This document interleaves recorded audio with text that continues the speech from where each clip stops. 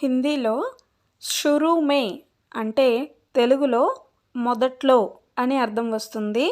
Beach మే అంటే మధ్యలో. Next one ఆఖిర్ మే అంటే చివరిలో.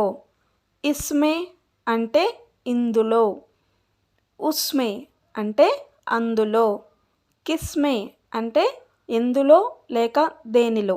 దీని సెంటెన్సెస్లో ఎలా యూస్ చేయొచ్చు అంటే, ఫర్ ఎగ్జాంపుల్ ఆయిల్ కిస్మే డాల్నా హే అంటే ఆయిల్ ఎందులో వెయ్యాలి లేక పొయ్యాలి అని అడగాల్సి వచ్చినప్పుడు ఆయిల్ కిస్మే డాల్నా హే అని అడగాలి హిందీలో.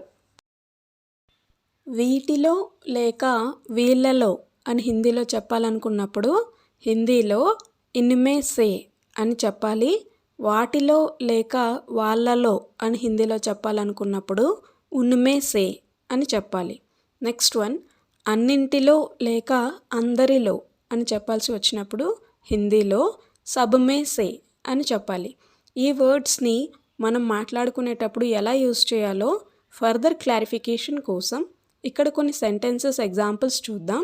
ఫస్ట్ వన్ హిందీలో ఇన్మే సే కౌన్ పెహలే ఆయా అంటే వీళ్ళలో ఎవరు ముందు వచ్చారు అని అర్థం వస్తుంది. ఈ సెంటెన్స్లో ఇన్మే సే అంటే వీళ్ళలో. నెక్స్ట్ సెంటెన్స్ హిందీలో ఇన్మే సే కౌన్ సీ గాడి చాహియే అంటే తెలుగులో వీటిలో నుంచి ఏ బండి కావాలి అని అర్థం వస్తుంది. ఈ సెంటెన్స్లో ఇన్మే సే అంటే వీటిలో నుంచి లేక వీటిలో అని అర్థం వస్తుంది. ఈ సెంటెన్స్లో ఇన్మే సే అంటే వీటిలో అనే అర్థం ఎందుకు వచ్చింది అంటే, మనం ఏదైనా గ్రూప్ ఆఫ్ థింగ్స్ నుంచి ఏదో ఒక వస్తువు కోసం అంటే కొన్ని వస్తువుల నుంచి ఏదో ఒక వస్తువుని ఉద్దేశించి మాట్లాడాల్సి వచ్చినప్పుడు వీటిలో అంటాం కదా. అలా ఈ ఎగ్జాంపుల్లో గాడి అంటే బండి, కొన్ని బండ్లు ఉన్నాయి, ఆ బండ్లలో ఏదో ఒక బండిని ఉద్దేశించి అడుగుతున్నారు. అందుకని ఈ ఎగ్జాంపుల్లో ఇన్మే సే అంటే వీటిలో అని అర్థం వచ్చింది. నెక్స్ట్ వన్ హిందీలో షురూ మే కామ్ కర్నా థోడా కఠిన్ లగ్తా థా అంటే తెలుగులో మొదట్లో పని చేయడం కొంచెం కష్టంగా అనిపించేది. ఈ సెంటెన్స్లో షురూ మే అంటే మొదట్లో అని అర్థం వస్తుంది.